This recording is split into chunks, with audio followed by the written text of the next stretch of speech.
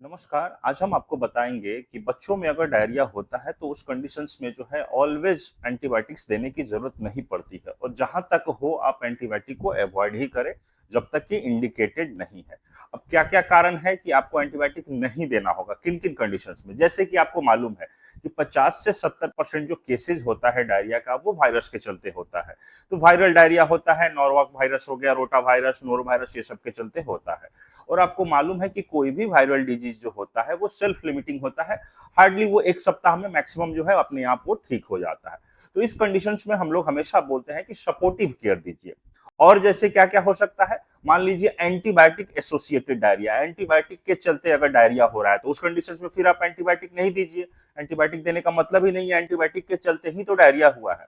तीसरा है कि किसी को कोई डाइजेशन का प्रॉब्लम हो गया या कोई चीज इनटॉलरेंट हो गया, मतलब अगर अच्छे से पच नहीं रहा है, जैसे कि लैक्टोज इंटॉलरेंस, दूध या दही, दूध का आइटम कोई अगर नहीं पच रहा है, या ग्लूटेन से प्रॉब्लम है, अगर डाइजेशन नहीं हुआ, या खाना अनपच हो गया तो उसके चलते अगर डायरिया हो रहा है तो इस कंडीशंस में भी आपको एंटीबायोटिक्स देने की जरूरत नहीं पड़ती। और एक होता है कि माइल्ड ट्रेवलर डायरिया, जैसे कि थोड़ा बहुत अगर बैक्टीरियल डायरिया है, वायरल नहीं है, बैक्टीरियल है, बट बहुत माइल्ड वेराइटी का है, थोड़ा बहुत सिम्टम्स है, तो इस कंडीशंस में भी आपको एंटीबायोटिक्स की जरूरत नहीं पड़ती है। अब एक और चीज, कुछ पैरामीटर्स आप ध्यान रखेंगे कि अगर बच्चे को बुखार नहीं है, क्योंकि यूजुअली जो होता है बुखार आता है तो चांसेस रहता है कि इन्वेसिव डायरिया है, मतलब वो आंत के अंदर गया और शरीर में सूजन किया है। तो अगर बुखार नहीं आया मतलब अच्छी बात है, आपको एंटीबायोटिक देने की जरूरत नहीं है। दूसरा हो गया कि बहुत ज्यादा डिहाइड्रेटेड नहीं है बच्चा, बहुत ज्यादा ऐसा नहीं है कि 25-30 बार लैट्रिन कर दिया और पूरा पतला हो गया, शरीर से पानी निकल गया। तो अगर डिहाइड्रेशन थोड़ा बहुत है, बुखार नहीं है, लैट्रिन से अगर ब्लड नहीं आ रहा है, ये सब कंडीशंस में आप जो है आराम से वेट कर सकते हैं और इसको आप ट्रीटमेंट नॉर्मली आप ट्रीटमेंट कर सकते हैं विदाउट एंटीबायोटिक्स। क्या क्या देंगे हम? सबसे इंपॉर्टेंट हम जो देते हैं दैट इज ओआरएस। आपको तो देना ही है ओआरएस, सारे केस में मैक्सिमम जितना पानी पी सकता है हम लोग देते हैं, ओआरएस जो है देते हैं।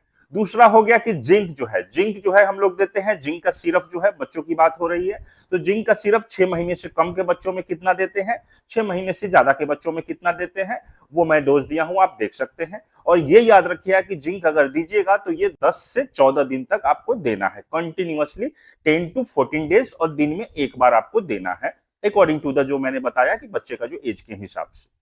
अब नेक्स्ट जो इंपॉर्टेंट आता है दैट इज बीफिलैक्स सिरप या बीफिलैक ड्राई सिरप जो बोलते हैं, जो कि एक प्रोबायोटिक होता है।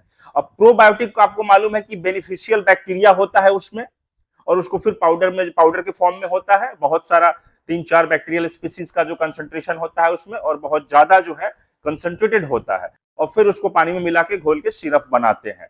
पानी याद रखिए कि उसमें गर्म पानी नहीं देना है और गर्म खाने के साथ नहीं देना है, क्योंकि गर्म के साथ चूंकि ये बैक्टीरिया है तो फिर बैक्टीरिया डेथ कर जाएगा। और एक चीज याद रखिए कि बीफिलैक्स सिरप अगर जब भी दे रहे हैं या कोई भी प्रोबायोटिक सिरप, तो साथ में एंटीबायोटिक जो है नहीं देते हैं, या अगर एंटीबायोटिक देने की जरूरत पड़ी भी तो कम से कम 2 घंटे का गैप रखिएगा दोनों के बीच में, जो है प्रोबायोटिक और एंटीबायोटिक के बीच में कम से कम 2 घंटे का गैप रखिएगा।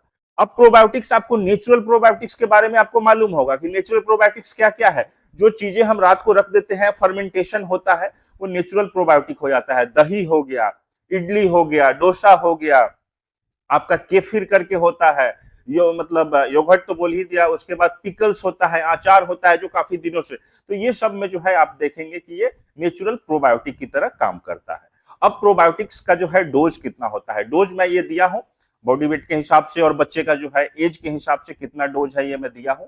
अब ये देने से क्या फायदा होता है, सबसे पहले आप कब देंगे, तो मैंने बताया कि ये तीनों चीज आपको देना है कब, अगर वो वायरल डायरिया हो तब, अगर वो एंटीबायोटिक एसोसिएटेड डायरिया हो तब, अगर वो इनडाइजेशन एसोसिएटेड अगर डायरिया हो तब, और अगर वो mild variety of bacterial diarrhoea या ट्रेवलर डायरिया हो तब, या अगर उसको बुखार नहीं है तब। मतलब डायरिया हो रहा है और बुखार नहीं है, डायरिया हो रहा है ब्लड नहीं आ रहा है, डायरिया हो रहा है और बहुत ज्यादा लेकिन डायरिया नहीं है, डिहाइड्रेशन नहीं है, तो इन सब कंडीशंस में आप प्रोबायोटिक्स, जिंक सिरप और ये देंगे। अब ये क्या करता है प्रोबायोटिक्स की, गट की जो है, गट को हेल्दी रखता है। इसके अंदर बेनिफिशियल यूजफुल बैक्टीरिया होते हैं, जो हार्मफुल बैक्टीरिया जो होते हैं, जो पेट में इम्बैलेंस हुआ है, वो तो इम्बैलेंस जो गट में बैक्टीरिया क्या हुआ है उसको रिस्टोर कर देगा, और जो पैथोजेनिक और जो हार्मफुल बैक्टीरिया है उसके ग्रोथ को नहीं होने देगा।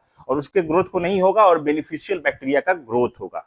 इम्यून सिस्टम को भी सपोर्ट करता है, इम्यून सिस्टम भी अच्छा होता है, आजकल तो इम्यूनिटी को प्रोवाइड करता है, एंटीऑक्सीडेंट की तरह भी ये काम करता है, और आपका गट मोटिलिटी ये सब कुछ को ये ठीक रखता है। तो इसलिए हम लोग इसको, और ड्यूरेशन और सीवियरिटी, जो डायरिया का ड्यूरेशन है काफी दिन तक जो चलेगा, मान लीजिए कि वो अगर आप नहीं दिए तो काफी दिन तक जो डायरिया होगा वो दिन कम जाएगा, सीवियरिटी कम जाएगा। मान लीजिए वो बहुत डिहाइड्रेशन हो रहा है, बहुत ज्यादा लेटरिन हो रहा है, उसको भी कम करेगा।